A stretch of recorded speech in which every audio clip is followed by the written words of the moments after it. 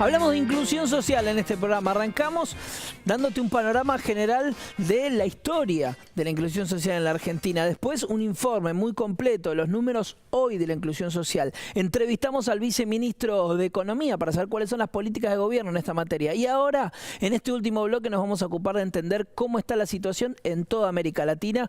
De eso nos va a hablar José Nathanson. Bienvenido, José. ¿Qué tal, Pablo? Buenas noches. Efectivamente vamos a hablar de inclusión social y de cómo, como consecuencia de las políticas de inclusión social que se implementaron en diferentes países de América Latina, en Argentina y en otros, en el último tiempo se fue reconfigurando la estructura de clases. O sea, Pablo, las clases sociales son como las brujas, nadie las ha visto, pero que las hay, las hay.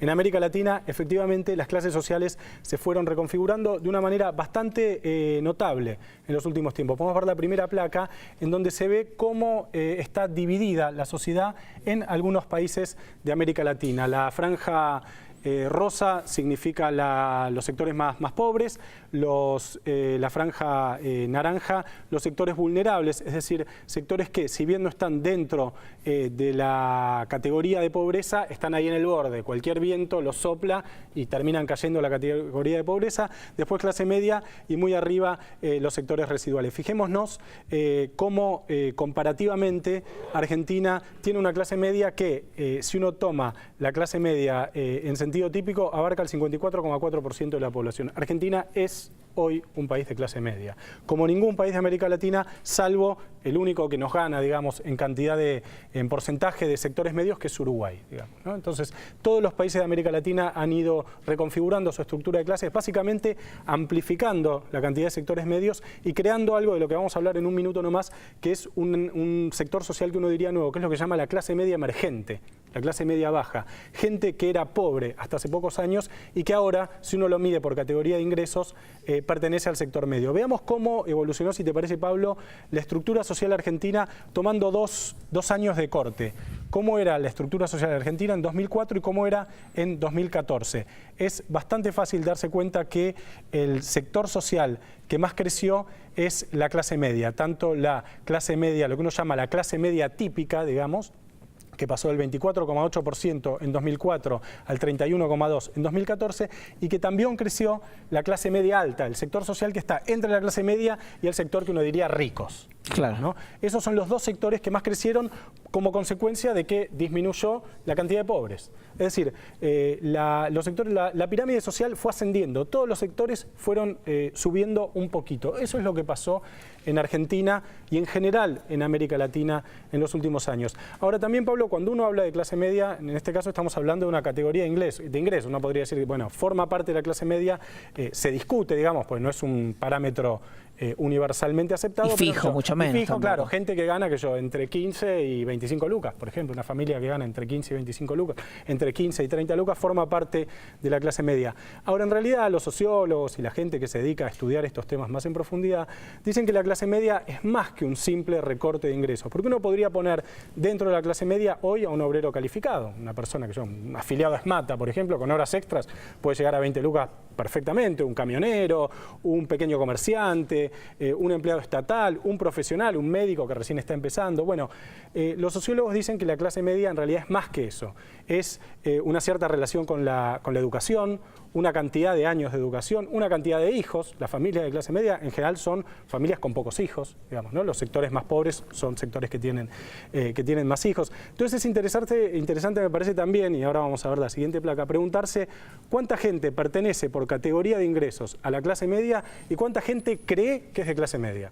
Veamos esta segunda placa donde se ve la estructura social argentina, lo real, digamos, la estructura social argentina tal cual nos da la división de ingresos, y la gente que se autodefine como clase media. Vos le preguntás a la gente si es de clase media y el 80% de la gente se autodefine de clase media. Ahora, si vos vas a la estructura de ingresos, solo el 31% es de clase media típica. El resto son o clase media baja, o clase media superior, o clase alta. Pero si vos le preguntás a la gente, el 80% se autodefine como clase media. ¿Y por qué pasa esto? Bueno, porque nosotros vivimos en un país que tiene una larga corriente, una larga tradición inmigrante, de movilidad social ascendente, un país que ha tenido a la educación pública en el centro de su construcción nacional, porque ser de clase media es una forma, uno diría, casi un ideal aspiracional, es lo que la gente quiere ser. La gente obviamente no quiere ser pobre por motivos evidentes, pero tampoco quiere autodefinirse como rica, tampoco se autopercibe como rica, a pesar de que por ingresos muchas veces lo sea. Ahí lo veíamos claramente en la placa. Es mucho más la gente rica que la gente que cree que es rica, digamos, o que cree que pertenece a la clase alta. La clase media es mucho más entonces que una categoría de ingresos, es también una forma de relacionarse con la educación, con el Estado.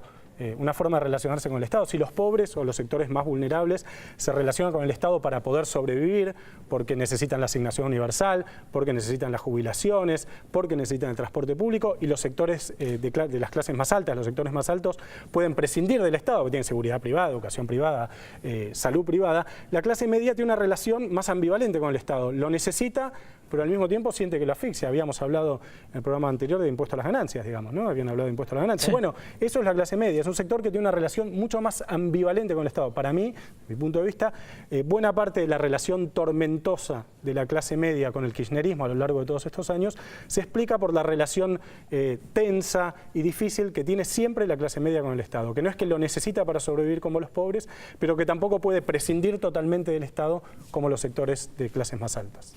Clarísimo, José, muchísimas gracias. Estamos terminando así este programa, como les decía, hicimos todo un recorrido sobre la inclusión social que termina con este análisis de José Nathanson.